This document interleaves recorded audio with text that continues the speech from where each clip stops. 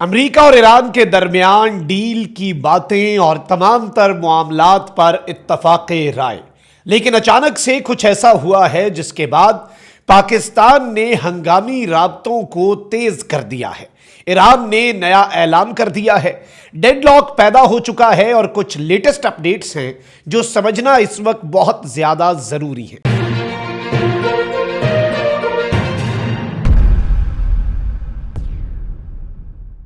बिस्मिल्लाहिर्रहमानिर्रहीम, अस्सलाम वालेकुम। मैं हूं मखदूम शहाबुद्दीन। 18 अप्रैल 2026 हफ्ते का दिन। नाज़रीन किराम, कुछ इंतहाई आम तरीन डेवलपमेंट्स हैं जो आपके सामने रखनी है। इस वक्त मंजरनामा बहुत तेज़ी से तब्दील हो रहा है। एक जानिब तो कल का दिन इंतहाई अहम था, बड़ा ब्रेक थ्रू हुआ। ईरान ने आबनाए हुर्मुज़ को खोलने का ऐलान किया। अमरीकी सदर ट्रंप ने ईरान का शुक्रिया भी अदा किया, लेकिन अब सिचुएशन जो है वो अचानक तब्दील हो गई है। अल जज़ीरा के मुताबिक ईरान की IRGC ने ऐलान तो खोलने का हुकूमत ने किया था, लेकिन अब ईरान की फौज ने, IRGC ने आबनाए हुर्मुज़ को उसके प्रीवियस स्टेटस पे ले जाने का ऐलान कर दिया है। यानी the strait of Hormuz has return to the previous state, यानी जो स्ट्रेट ऑफ हुर्मुज़ का क्लोजर था ईरान की तरफ से, ईरान ने एक मरतबा फिर वो ऐलान किया है। पसे पर्दा ऐसा क्या हुआ है, इस वक्त क्या डेडलॉक है, क्या मसाइल हैं, और जारी बात है कि 47 साल के इख्तलाफात हैं, अचानक से तो हल नहीं होने, लेकिन कुछ बड़ी डेवलपमेंट्स और बड़े ब्रेक थ्रूज भी हैं। और ईरान के अंदर भी जो गवर्नमेंट है वो और ईरान की IRGC जो है वो, उनके दरमियान कुछ इख्तलाफात अब खुलकर सामने आ रहे हैं। ईरान की वो न्यूज़ एजेंसीज, वो मीडिया आउटलेट्स जो IRGC लिंक्ड हैं, उन्होंने अब जो सिविलियन लीडरशिप है उनके हवाले से तनकीद करना भी शुरू कर दी है कि इन्होंने कमज़ोर किरदार अदा किया है। तो इस सिनेरियो को भी समझना ज़रूरी है और हम एक बिल्कुल न्यूट्रल सा जायज़ा लेते हैं कि हो क्या रहा है दोनों साइड्स पर। वैसे तो ये याद रखिएगा, दोनों साइड्स ही बड़े बड़े दावे करती हैं। विन विन सिचुएशन ऐसी ही होती है जिसमें दोनों साइड्स जो हैं वो ये कह सकें कि मुज़ाकरात में हम जीते हैं। अब यूरेनियम और दीगर मामलात में भी मैच फंसा हुआ है और ईरान ने आखिर आबनाए हुर्मुज़ को दोबारा बंद करने का ऐलान क्यों किया, ये ज़्यादा अहम है समझना सारी डिटेल्स। लेकिन उससे पहले अगर अभी तक आपने इस वीडियो को लाइक नहीं किया, लाइक जरूर कर दें। कमेंट सेक्शन में राय का इजहार भी करें। पाकिस्तान जिंदाबाद का नारा कमेंट सेक्शन में आपने जरूर लिखना है। नाज़रीन किराम, 3-4 चीजें हैं जो हमने इस वक्त ऑब्जर्व की हैं। एक तो ये कि जो मीडिया है ईरान का, जब उसे एनालाइज किया जा रहा है और ईरान के अंदर कुछ नीम सरकारी न्यूज़ एजेंसीज हैं जो कि IRGC के साथ लिंक्ड हैं, फिर कुछ ऐसी मीडिया आउटलेट्स हैं जो गवर्नमेंट के साथ लिंक्ड हैं। अलबत्ता इस वक्त तनकीद जो है उसका आगाज हो चुका है और ईरान के अंदर भी एक इख्तलाफ की सी फजा है। इसीलिए ईरान के कुछ तज्जियाकारों ने यह भी दावा किया कि पाकिस्तान के फील्ड मार्शल सैयद आसिम मुनीर का दौरा ईरान सिर्फ ईरान और अमरीका के दरमियान कशीदगी कम करवाने में मुआविन नहीं था, बल्कि ईरान की अपनी लीडरशिप के दरमियान अगर कुछ मामलात के ऊपर इख्तलाफ राय था उसके हवाले से भी था। क्योंकि अमरीका ने कहा था कि ये जो मुज़ाकरात कार आए हैं, ये मुज़ाकरात कार मैंडेट लेकर आए IRGC से ताकि इनके पास पावर हो और फिर ये आकर हमसे कोई कमिटमेंट करें। ये अमेरिका का ऑलरेडी मुतालबा सामने आया था और ईरान का भी अमेरिका से मुतालबा था कि लबनान में सीज़ फायर हो जाए। अब लबनान का जो सीज़ फायर है उसके हवाले से ट्रंप ने पहले कहा कि मैं दोनों मुल्कों का शुक्रिया अदा करता हूं, लबनान और इसराइल का। फिर ट्रंप ने एक ऐसी स्टेटमेंट दी जिससे अब इसराइली मीडिया कह रहा है कि नेतन्याहू हैरान है कि ट्रंप ने ऐसा क्यों किया। ट्रंप ने कह दिया कि मैंने नेतन्याहू को रोक दिया है, मना कर दिया है, उस पर पाबंदी लगा दी है लबनान पर हमले से। अब इससे उसकी जारी बात है इमेज जो है वो एक डिफरेंट नहज पे चली जाती है, एक चीज़ें जो हैं वो मुख्तलिफ हो जाती हैं। लेकिन अब मामला फंस चुका है और जो आबनाए हुर्मुज़ वाली डेवलपमेंट है वो पहले आपके सामने एज इट इज़ मैं रख देता हूं ताकि चीज़ें आपके सामने क्लियर हो जाएं कि what is actually happening. Iran ने आबनाए हुर्मुज़ का क्लोजर जो है नाज़रीन किराम वो अनाउंस कर दिया है। कुछ शिप्स जो हैं वो ईरान के अप्रूव्ड रास्ते से गुजर तो रही हैं, लेकिन जो हेडक्वार्टर है खत्मुल अंबिया का, उसने कहा है कि उन्होंने कुछ कश्तियां जो हैं उन्हें गुजरने की तो इजाज़त दे दी है इन गुड फेथ में, जो उन्हें लगता है कि ये मुल्क हमारे साथ अच्छे हैं। लेकिन अब इन्होंने कहा है कि the state will now return to its previous state because the United States has violated the pledges once again and continued its maritime piracy.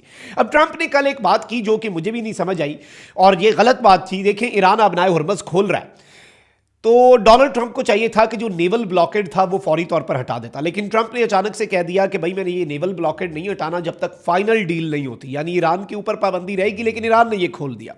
लेकिन अब अमेरिका उसके हवाले से ये दलील देता है कि जी डील ये थी कि लेबनान में सीज फायर करवाओ, हम हुर्मस खोल देंगे। ब्लॉकेड तो आपने इसमें शामिल नहीं किया। तो अब ईरान ये कह रहा है कि हमने आबनाए हुर्मस को उसके प्रीवियस स्टेट पे, क्योंकि याद रखिएगा आबनाए हुर्मस से पहले भी कुछ कश्तियां ईरान गुजरने दे रहा था, पाकिस्तान की और दोस्त ममालिक की।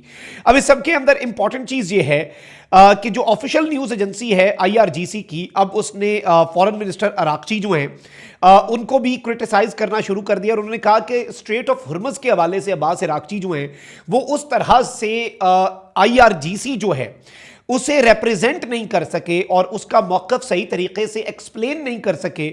और अब्बास अराक्ची जो कि वज़ीर ख़ारजा हैं वो सिफारतकारी उस तरह से करके चीज़ें जो हैं वो बयान नहीं कर पाए। तो इस तरह का मामला अंदर खाते वो भी चल रहा है। अलबत्ता इसमें इंपॉर्टेंट चीज़ ये है कि इसीलिए IRGC की टॉप लीडरशिप से भी मुलाकातें हुई और टॉप लीडरशिप को भी ऑन बोर्ड लिया गया, मामलात जो हैं वो तय हुए और चीज़ें जो हैं वो समझ में आई।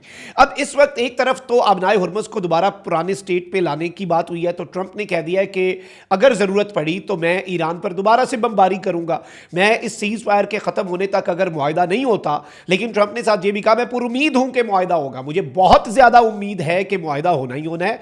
पाकिस्तान के एफर्ट्स जारी हैं, पाकिस्तान यही चाहता है। देखिए इख्तलाफात होते हैं तो जंग होती है ना, ये तो हम नहीं कह सकते कि जफियाँ डाल लें और दोस्तियाँ हो जाएं अमेरिका और ईरान के दरमियान एक ही दिन के अंदर, एक ही घंटे में। और भाई इतना 47 साल का फड्डा है, उसे ज़रा हल कराने में टाइम लगता है। दोनों साइड्स के अपने अपने कंसर्न्स होते हैं और मीडिएटर जो होता है वो फिर इसी तरह से चीज़ों को लेकर चलता है। अच्छा, इंपॉर्टेंट चीज़ मैं आपको ये बता दूं कि ईरान का जो गेम प्लान है वो बड़ा इंटरेस्टिंग है। ईरान की पार्लियामेंट के स्पीकर जो हैं उन्होंने ट्रंप की स्टेटमेंट को कॉन्ट्राडिक्ट कर दिया है और यहां पर अहम चीज ये है कि ईरान का स्टाइल ऑफ निगोसिएशन जो है वो भी ऐसा ही है। ईरान हो सकता है कि गुड कॉप बैड कॉप भी थोड़ा सा खेल रहा हो और थोड़ा सा यह है कि IRGC जरा सख्ती कर रही हो और जो सिविलियन साइड है ये दोनों ऑन बोर्ड हो इस चीज़ के ऊपर, ये भी एक पॉसिबिलिटी बहुत से एनालिस्ट को लगता है। और इस सब के अंदर ईरान ने इससे पहले टेम्परेरी सीज फायर को रिजेक्ट किया था और कहा था कि हमें परमानेंट जंग बंदी चाहिए, लेकिन फिर 2 वीक्स के सीज फायर के ऊपर ईरान ने हामी भरी थी।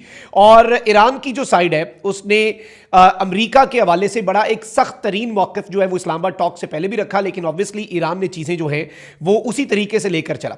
अब ये जो 3 दिन army chief field marshal Asim Munir के गुजरे हैं ईरान के अंदर, इसमें बेसिकली IRGC को भी ऑन बोर्ड लिया गया है क्योंकि वो स्टेक होल्डर है ना, उनके बगैर चीज़ों को आगे नहीं लेकर चला जा सकता। और अब एक क्लैरिटी ऑफ थॉट भी आई है। अब एक चीज़ इंपॉर्टेंट है कि मैं इस वक्त जो मेरी बहुत से लोगों से बात हुई वो ये समझते हैं कि हम अभी भी पर उम्मीद हैं कि कुछ मस्बत होगा। ईरान ने मसल्स ज़रूर फ्लेक्स करने हैं। ईरान ने ये नहीं करना कि ये पूरा का पूरा जो प्रोसेस है ये सरेंडर के तौर पर दुनिया इसे याद रखे या ईरान के लोग ये समझें कि ये सरेंडर है। ईरान जो है वो ये चाहता है कि एक ऐसा ज़रूर नैरेटिव बने कि इसमें हकीकत जो है वो सामने आए कि ईरान झुका नहीं है, अमेरिका जो है वो झुका है। अब ईरान ये चाहता है कि इस चीज़ को इस्टेब्लिश किया जाए और इसलिए वो अपनी पावर बार बार दिखा रहा है कि भाई हम जब चाहेंगे बंद करेंगे स्ट्रेट को, जब चाहेंगे खोलेंगे।